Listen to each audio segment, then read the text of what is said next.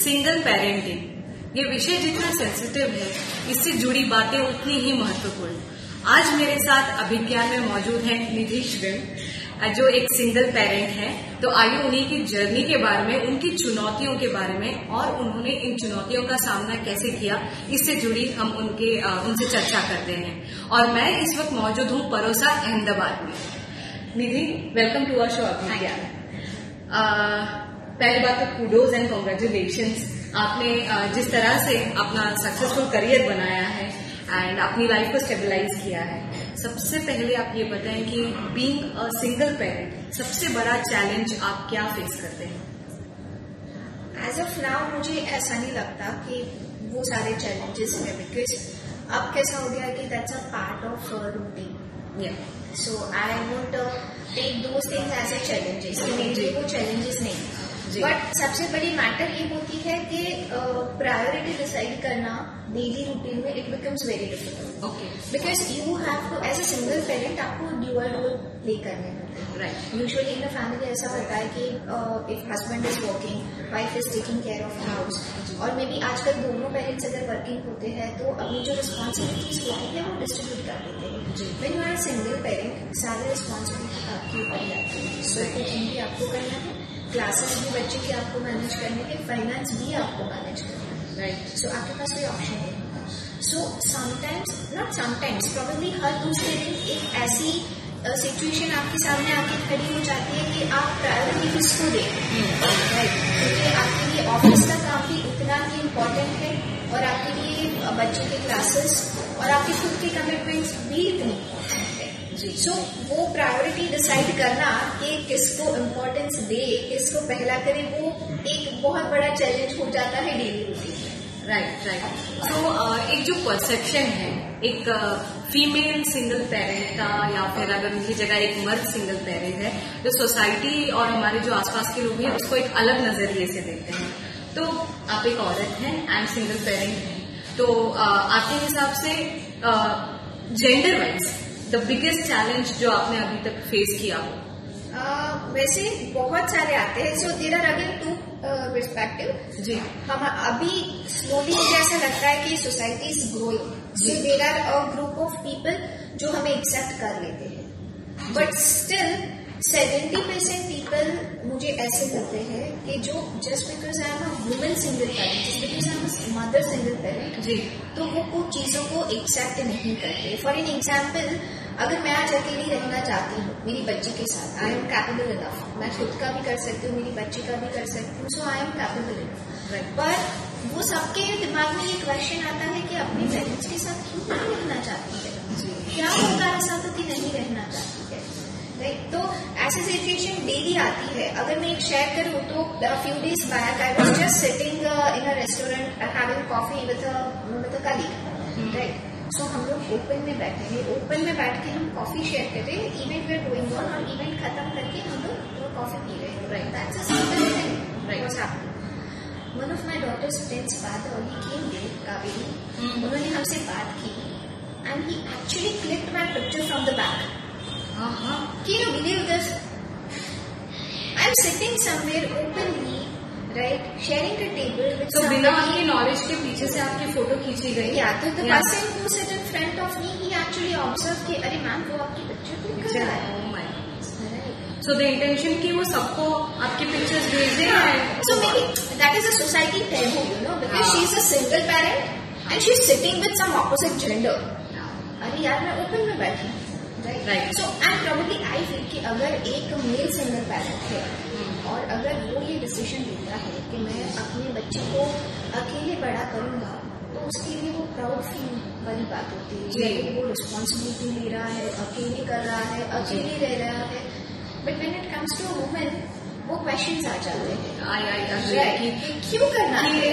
Yes, I think challenges wise it is very difficult a little more, एक महिला होने के नाते। Yes, because when you are successful, like I can manage things by my own, so and within a very short time I am blessed, you know, within a very short time I have paid my bills. Right, सो वो एक होता है अरे या अभी तो यहाँ थी, यहाँ पहुंच गई, there is something fishy going on, कुछ गलत कर रही है कि यहाँ पहुंच गई। जी, सो आई थिंक कि ये बहुत जरूरी है समाज में और आपके परिवार के लोगों में, हमारे आसपास के लोगों में, कि ये जो सोच और नजरिया है ये अपना बिल्कुल पॉजिटिव और बदलने की भी बहुत जरूरत है। स्पेशली एक जो टैबू जैसा बन गया है आज के डेट में, अगर कोई मुझे लगता है कि यहाँ पर ऐसे चीजें बदल रही है जी। कुछ लोग ऐसे भी है जो आपको एक्सेप्ट कर सपोर्ट कर रहे हैं, सपोर्ट कर रहे हैं, समझ रहे हैं, बट ऐसे बहुत कम लोग हैं। Right right. सो ऐसे ही जो टफ सिचुएशंस में हमारे लिए हमारे परिवार का सपोर्ट बहुत ज्यादा जरूरी होता है। तो जब आपने डिसाइड किया कि आपको अकेले ही अपने बच्चे को बड़ा करना है, सो आपका फैमिली का रिएक्शन क्या था एंड व्हाट डिड दे से? Frankly, it's been a long journey. Like I got divorced before few months back. Ji right. वो मेरा जो एक लीगल प्रोसीजर था वो जल्दी से खत्म हो गया and blessed enough, because I heard that people are fighting for divorce for so many years. But जो मेरा जर्नी था being single parent is going on more than 6 years. Right. So initially when I took a decision, I want to be a single parent, like not a decision, but when it started, कि मुझे अकेले करना पड़ रहा है, so likewise जो हर parents करते हैं वैसे मेरे पेरेंट्स ने यही बोला कि सहन करना सीख जाओ, इट हैपेंस, सेटल हो जाएगा, सबकी लाइफ में एक फेज आता है, because of course they are parents and nobody want कि उनकी बेटी की लाइफ में या बेटे की लाइफ में ये सिचुएशन आए। राइट। सो वो अपने एक्सपीरियंस के हिसाब से बताते हैं कि सब कुछ सेटल हो जाएगा, या शांति रखो, धीरज रखो, एंड योर्स पासेस पास। बहुत सारे टाइम पास हो गया एंड सिचुएशन वर्स्ट होती रही एंड देन उन्होंने मुझे बहुत बार समझाया, even we also knew that कि no this is not a right thing, पर जैसे मैं बता रही हूँ ना, वैसे एक टैबू होता है कि अरे कैसे करेंगे ये लोग, क्या करेंगे वाला जो थिंग होता है, that was going on that time, you know. And वो भी था कि अकेले कैसे मैनेज करेंगे, बच्चा है तो how she manage all this things. तो उन्होंने बहुत बार यही समझाया कि बेटा हो जाएगा, थोड़ी सी धीरज रखो, एडजस्ट कर लो, सहन करना सीख लो।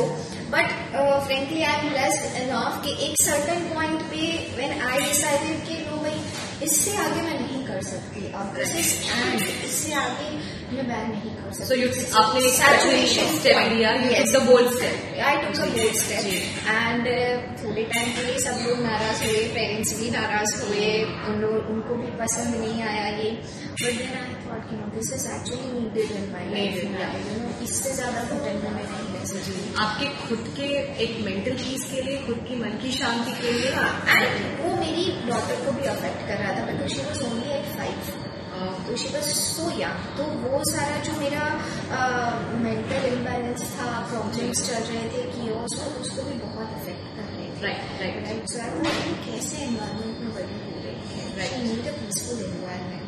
Right, so then I took a tough decision, and when I actually firmly told them, you know, my parents, you know, this is what it is, and this is final call.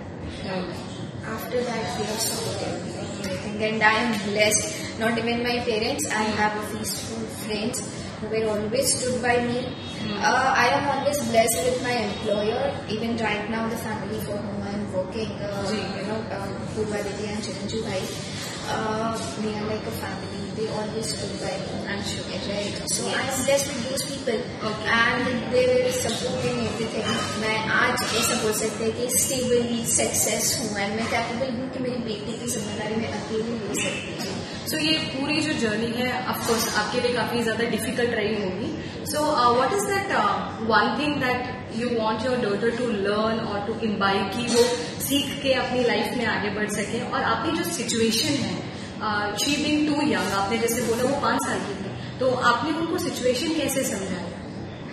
First of all she was too young, you know, to understand all this things, पर वो रोज का जो चल रहा था तो वो समझ रही थी कि okay mamma is suffering a lot, right, and she is the only one who is taking care for everything, you know, right. So उस टाइम पे तो इनिशियली तो उसको कुछ पता ही नहीं चल रहा था, शी वाज जस्ट सपोर्टिंग। अभी ये सिचुएशन आई है कि right now she is at 11, तो अभी वो सब कुछ समझ रही है, राइट।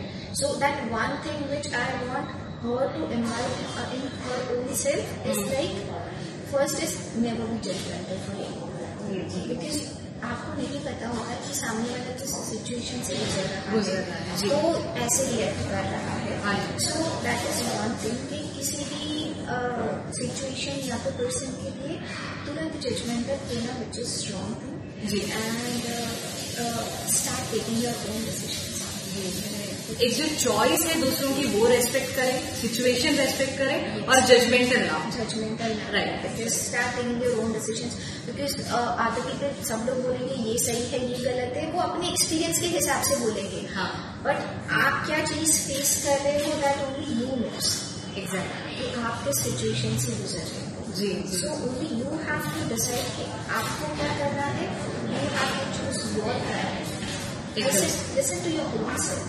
सो यही चीज ध्यान में रखते हुए ये पूरे 6 साल की जर्नी में आपने अपने इमोशंस को कैसे बैलेंस किया है? What was that Mantra? Yeah, that is too very difficult because as per my fear and my surrounding, I am a stupid emotional person. Yes, so that is one thing, right? But my daughter is always being my strength, right? And it's my parents. अगर वो नहीं होती शायद वहाँ पे तो मुझे ऐसा लगता है बिकॉज ये जर्नी में वो एक पर्पस बन गई थी मेरे लिए कि उसके लिए करना है, उसके लिए आगे बढ़ना है उसको। In fact right now also when you are thinking for finance, so आप किसके लिए सोच रहे हो? अपने बच्चे के लिए, उसको एक बेटर लाइफ देना है, right? So she has always become a strength. तो आप कितना भी रो धो कुछ भी करो, but when you are in front of her आप रो नहीं सकते हो। आपको वहाँ पे एक बड़ा सा हैप्पी स्माइल देना है कि नहीं बेटा everything is okay and mamma is managing. So that is one thing and I believe काम एक ऐसी चीज होती है you have to earn. There is no other option. Right my parents are always there, my parents are capable enough, but when आप जब ये decision ले लेते हो कि नहीं आपको अकेले ही करना है सब कुछ, तो you can not ask your parents to do anything for you. So financially independent भी होना बहुत जरूरी है एंड कॉन्ग्रेचुलेशन अभी आपने अपने लिए घर खरीदा, गाड़ी खरीदी and I am sure you are giving best to your child. अभी I am trying my level best. Emotional चीजें बहुत आती है लाइफ में। इनिशियली ऐसा बहुत था कि मेरे साथ क्यों हो रहा है ये सब, वो इनिशियल फेज पे ये सब आता है, but I think by the time is the best healer and by the time वो एक चला जाता है। सो अब वो क्वेश्चन मेरे आते हैं कि मैं क्यों, मेरे साथ क्यों। सो अब वो सिचुएशन से मैं डील कर चुकी हूँ। एंड मैंने एक आर्टिकल रिसेंटली पढ़ा था फ्रॉम ऑन श्रीमती गौरी संवत, जहाँ पे उन्होंने कहा है कि मदरहुड जो है वो एक बिहेवियर है, irrespective of the gender, irrespective of the situation. तो वो इतना बढ़िया आर्टिकल था with the message. I think this episode is also full of positive message from you. So Nidhi, आपके सारे एंडेवर्स के लिए एंड आपने जो भी अचीव किया है, श्रीदेव पीपल की तरफ से आपको बहुत बहुत बधाई एंड शुभकामनाएं। एंड हमारे शो पे आने के लिए और हमसे अपना इतना पर्सनल जर्नी शेयर करने के लिए आपका बहुत बहुत शुक्रिया। Thank you so much Kaveri. Thank you. मैं कावेरी, shreethepeople.tv हिंदी के लिए।